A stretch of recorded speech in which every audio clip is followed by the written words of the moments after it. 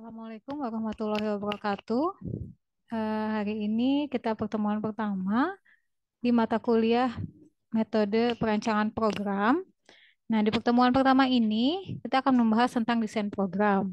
Sebelum masuk ke dalam materi dari desain program ini, saya akan memperkenalkan diri terlebih dahulu. Oke, nama saya Siti Nurwahyuni MKom, inisial saya SWU. Di kelas ini saya akan mengajar mata kuliah metode perancangan program atau disingkat dengan MPP. Nah, selama 1 semester ke depan saya akan mengajarkan mata kuliah ini. Nah, metode perancangan program itu adalah metode di mana cara atau bagaimana sih caranya ketika kita akan merancang sebuah program sehingga program yang kita buat itu bisa berfungsi atau berjalan sesuai dengan fungsinya. Seperti itu. Oke. Yang pertama, di sini ada yang namanya objektif. Objektif itu adalah program step in program development atau mendeskripsikan langkah-langkah dalam proses pengembangan program. Jadi ketika kita membangun sebuah program, kita harus jelaskan dulu atau harus deskripsikan dulu proses pengembangannya itu seperti apa. Nah, kemudian ada juga program desain metodologi. Nah, di sini fungsi untuk memperkenalkan metode-metodologi dari desain program itu sendiri. Kira-kira harus seperti apa sih mendesainnya supaya sesuai dengan kebutuhan dari si pengguna program atau si pengguna desain yang kita butuhkan seperti itu. Kemudian ada juga procedural versus object oriented programming. Nah, kalau di sini biasanya memperkenalkan pemrograman prosedural dan orientasinya objek. Jadi ada yang berorientasi tekstual, ada yang berorientasi objek. Nah, kalau di sini kita memperkenalkan pemrogram prosedural yang orientasinya memang objek. Kemudian selanjutnya, Introduction to Algorithm and Pseudocode. Jadi kalau yang algoritma ini itu biasanya codingan atau listing program. Kalau di semester 1 kemarin, kalian belajar listing program dengan menggunakan bahasa Python.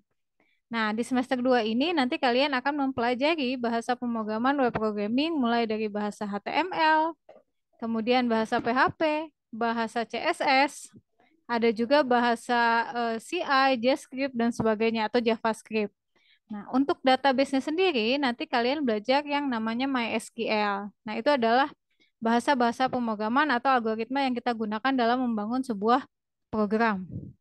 Kemudian selanjutnya ada yang disebut dengan pseudocode. Jadi kalau program itu biasanya listing yang dibuat yang memang dimengerti oleh sebuah aplikasi.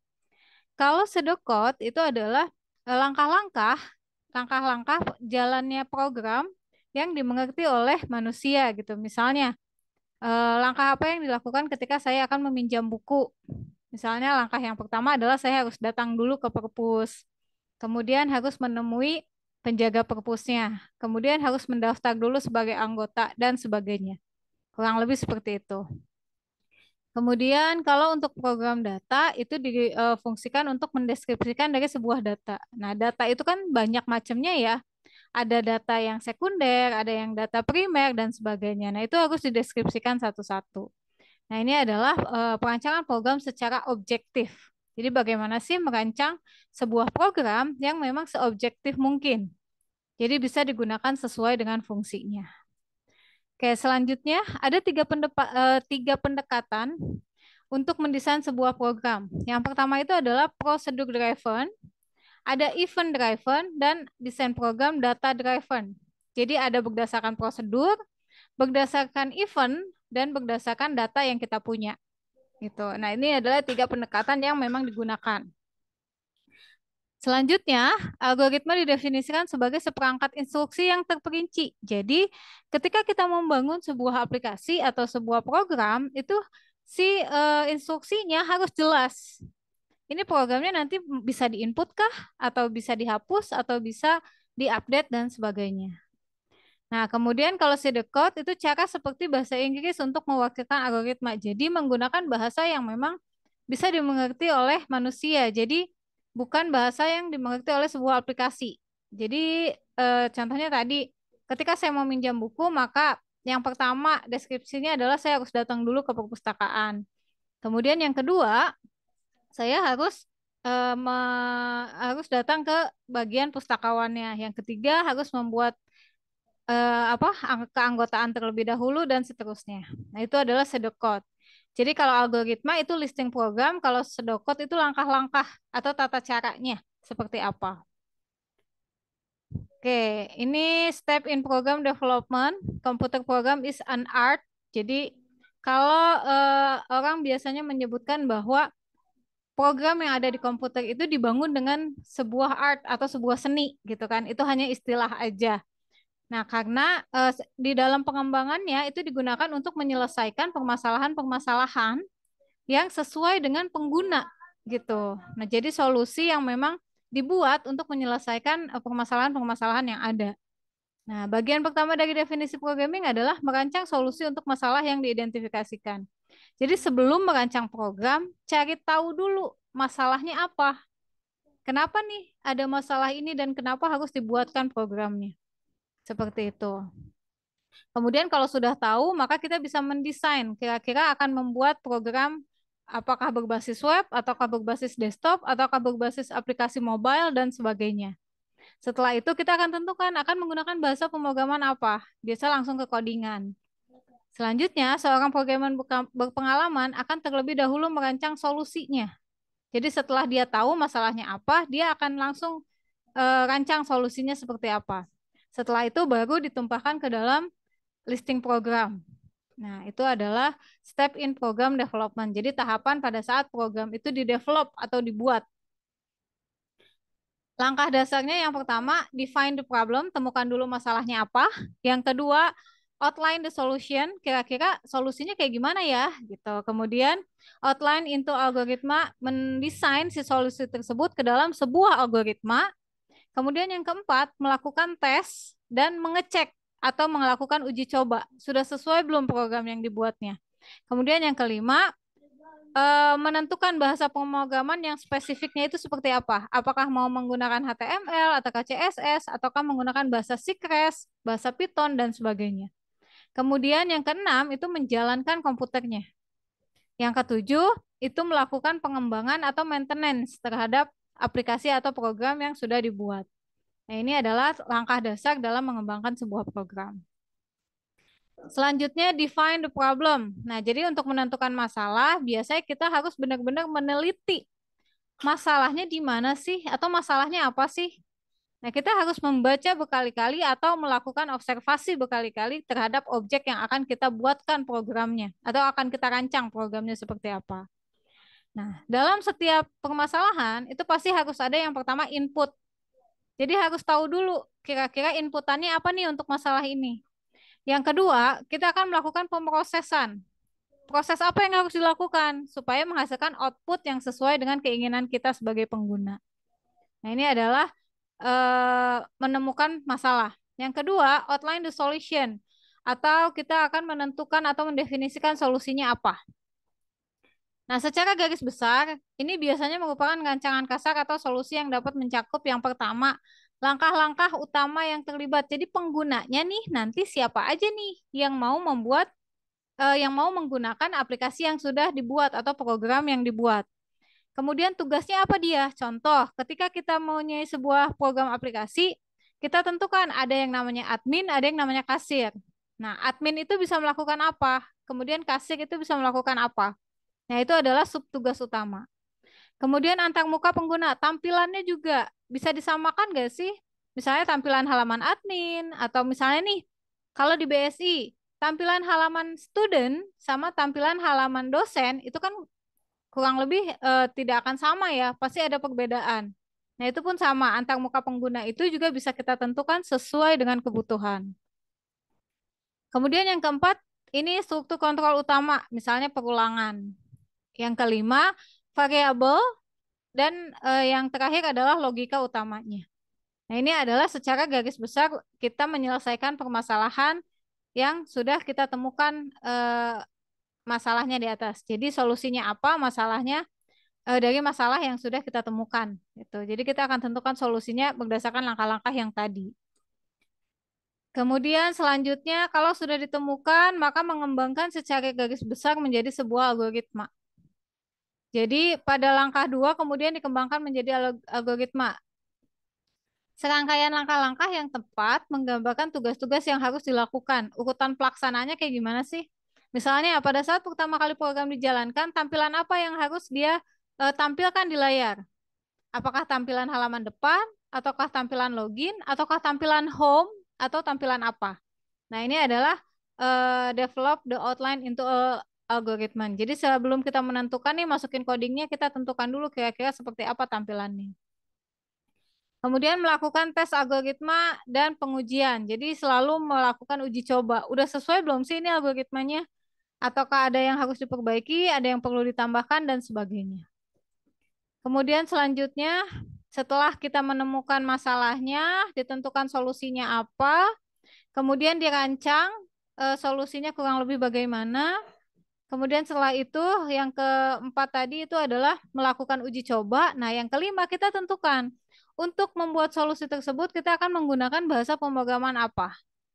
Gitu. Jadi boleh pakai bahasa HTML, bahasa CI, bahasa CSS, bahasa PHP gitu ya, atau JavaScript, atau boleh juga menggunakan bahasa Crash gitu, Python dan sebagainya, tergantung dari kebutuhan masing-masing program atau aplikasi.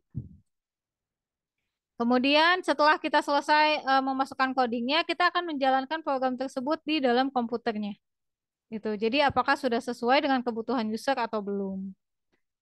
Kemudian yang terakhir itu adalah dokumen dan maintenance the program. Jadi setiap program yang kita buat itu biasanya akan menghasilkan sebuah keluaran. Contohnya program aplikasi penjualan, maka akan menghasilkan keluaran dalam bentuk struk atau tampilan layar sebagai bukti penjualan atau bukti pembelian. Kemudian selain itu maintenance the program. Jadi kalau misalnya ada update atau ada kerusakan itu bisa diperbaiki atau di maintenance. Nah, untuk dokumentasi ini dibagi dua, ada eksternal, ada internal. Jadi kalau eksternal itu ada bagian hierarki, algoritma solusi, dan hasil pengujian. Kalau internal itu dikodekan dalam sebuah program. Nah, pemeliharaan program mengacu pada perubahan yang mungkin perlu dilakukan pada program. Seringkali perubahan ini dilakukan oleh programmer yang berbeda. Jadi ketika nanti melakukan maintenance, biasanya ada orang lain atau orang yang berbeda, bukan orang yang membuat si programnya. Jadi sebaiknya struktur kodenya itu harus dibuat dengan rapih supaya memudahkan maintenance seperti itu. Kemudian ada program desain metodologi. Ini adalah prinsip dasar desain program didasarkan pada kenyataan bahwa sebuah program itu menerima data masukan. Seperti yang tadi sudah dikatakan bahwa ketika kita menjalankan sebuah aplikasi, itu harus tentukan dulu inputannya apa saja. Setelah punya inputan, kemudian ditentukan inputan yang kita masukkan ini akan diproses bagaimana atau diproses seperti apa. Kemudian selanjutnya, di tahap yang terakhir itu adalah menghasilkan output seperti apa. Apakah output dalam bentuk print, kertas, atau output hanya tampilan layar saja. Gitu. Kemudian pendekatan berbeda untuk desain program telah muncul. Ada yang paling umum adalah nih, prosedur driven, event driven, sama data driven. Ini prosedur yang dilakukan pada saat kita melakukan pendekatan pada saat mendesain program. Nah, kalau prosedur driven ini adalah desain program didasarkan pada gagasan bahwa fitur paling penting dari sebuah program adalah dilakukan oleh proses atau fungsinya. Jadi kalau prosedur, langkah-langkahnya itu harus jelas. Kemudian penyelesaian permasalahannya juga harus jelas. Solusinya apa? Gitu. Misalnya masalahnya adalah pada saat promosi, berarti langkah-langkahnya apa nih yang harus dilakukan untuk melakukan promosi yang lebih baik? Gitu. Itu adalah prosedur driven. Kalau event driven ini biasanya peristiwa atau interaksi dengan dunia luar dapat menyebabkan program berubah dari suatu keadaan-keadaan yang lain. Jadi adanya perubahan terhadap program yang sudah kita buat, tetapi hanya kondisi-kondisi tertentu aja. Nah, itu adalah event driven. Jadi hanya pada saat kondisi tertentu maka harus ada perubahan. Misalnya pada saat diklik mouse-nya maka dia harus berpindah slide-nya. Nah, itu adalah event driven. Jadi tidak harus selalu dilakukan, tapi kalau misalnya kita lakukan itu bisa merubah slide misalnya. Nah, itu adalah event driven. Kemudian selanjutnya ada data driven. Jadi kalau yang ini didasarkan kepada gagasan bahwa data dalam suatu program itu lebih stabil daripada proses yang terlibat. Jadi, kalau misalnya kita membuat sebuah program, jangan lupa untuk memprosesnya tersebut kita akan membutuhkan data. Kemudian di sini ada procedural versus object-object programming. Nah, kalau procedural programming ini adalah pendekatan terstruktur dari top ke down untuk menulis program yang efektif. Pendekatan ini berkonsentrasi pada apa yang harus dilakukan oleh suatu program. Jadi, masalah biasanya bisa dipecahkan menjadi beberapa tugas atau fungsi yang terpisah. Contohnya yang pertama adalah pengembangan top and down, kemudian desain modular atau modular design. Nah, kalau untuk yang top and down development ini biasanya solusi umum untuk masalah diuraikan terlebih dahulu. Jadi yang pertama, tahapnya itu adalah langkah-langkah yang lebih rinci sampai akhirnya tingkat paling rinci telah selesai. Oh, jadi dilakukan yang umum dulu nih. Tingkat penyelesaian yang umum kira-kira apa yang bisa dilakukan. Setelah itu baru detail atau rincian. Dan seterusnya sampai dengan rincian yang paling kecil. Setelah proses pengembangan top down, disebut juga dekomposisi fungsional atau stepwise refinement. Kemudian kelebihan dari desain program pengembangan program menggunakan cara ini adalah ketepatan pemrograman yang lebih presisi daripada yang mungkin dilakukan sebelumnya. Oke, ini adalah top down development. Kemudian kalau untuk modular design, ini menggabungkan konsep desain modular yang melibatkan pengelompokan tugas bersama karena semuanya melakukan fungsi yang sama. Desain modular terhubung langsung ke pengembangan top-down karena langkah-langkah atau subtugas di mana solusi program dibagi membentuk modul program. Desain modular yang baik juga membantu dalam membaca dan memahami program. Maksudnya adalah kalau misalnya kita membuat sebuah desain, itu kita harus kelompokkan dulu tugasnya itu apa aja. Jadi jangan sampai misalnya ada tombol pencarian, tapi ternyata begitu kita input pencariannya, dia tidak berfungsi. Nah, jangan sampai seperti itu. Atau ada tombol login, ketika diklik login tetap tidak tampil tampilan loginnya. Nah, jangan sampai seperti itu. Itu adalah modular design. Kemudian selanjutnya ada object oriented programming. Pemrograman berorientasi objek ini didasarkan pada pemecahan masalah. Tetapi fokus utamanya adalah hal-hal yang membentuk sebuah program. Biasanya berkaitan dengan bagaimana objek tersebut berperilaku sehingga dapat memecahkan masalah yang terjadi. Nah, objek-objek ini memiliki properti yang tetap dan setiap objek bertanggung jawab untuk melakukan serangkaian tugas terkait.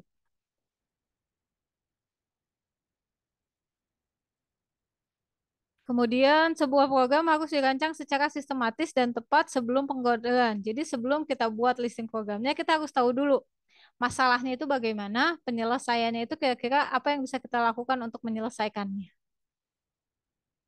Oke, kemudian apa itu algoritma? Jadi algoritma itu seperti resep, mencantumkan langkah-langkah yang terlibat dalam menyelesaikan sebuah tugas.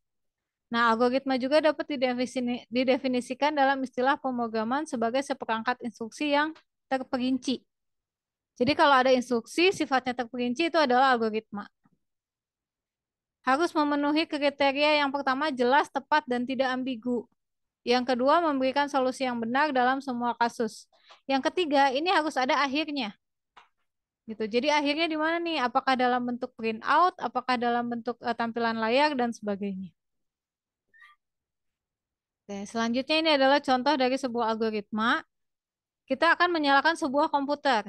Ketika kita menyalakan sebuah komputer, biasanya kita mengosongkan dulu angka-angka yang ada di dalam layar kalkulatornya. Sorry, kita akan menyalakan sebuah kalkulator. Kemudian kita akan kosongkan dulu layar-layar yang ada di dalam kalkulator tersebut.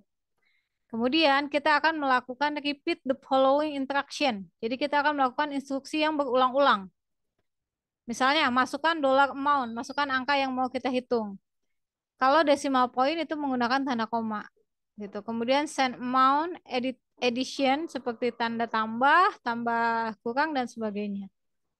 Ini adalah algoritma. Jadi susunannya itu jelas. Nah, kalau pseudocode itu bagaimana? Kalau pseudocode itu adalah cara populer untuk mempresentasikan sebuah algoritma. dipilih sebagai metode utama untuk merepresentasikan sebuah algoritma karena mudah dibaca dan ditulis. Nah, pseudocode biasanya menggunakan bahasa Inggris atau bahasa yang memang mudah dimengerti oleh manusia. Dan sifatnya itu terstruktur. Tidak ada tidak ada standar dalam membangun sebuah pseudocode. Jadi kalau mau bikin pseudocode itu nggak ada standarnya harus seperti apa. Kemudian mengadopsi teknik khusus mereka sendiri dan seperangkat aturan yang seringkali menyerupai bahasa pemrograman tertentu. Nah, untuk konvensi pseudocode ini yang pertama, pernyataan ditulis dalam bahasa Inggris sederhana. Setiap instruksi ditulis pada baris terpisah. Kata kunci dan lekukan digunakan untuk menandakan struktur kontrol tertentu. Setiap set instruksi ditulis dari bawah ke atas dengan hanya satu entry dan satu luaran. Nah, yang kelima, kelompok pernyataan dapat dibentuk menjadi modul dan modul itu diberi nama. Ini adalah konvensi pseudocode. Oke, sampai di sini penjelasan untuk pertemuan satu. Apabila memang ada yang ingin ditanyakan, silahkan bisa disampaikan pertanyaannya melalui WA Group atau melalui laman e-learning di forum diskusi. Oke, saya cukupkan untuk video pembelajaran hari ini. Wassalamualaikum warahmatullahi wabarakatuh.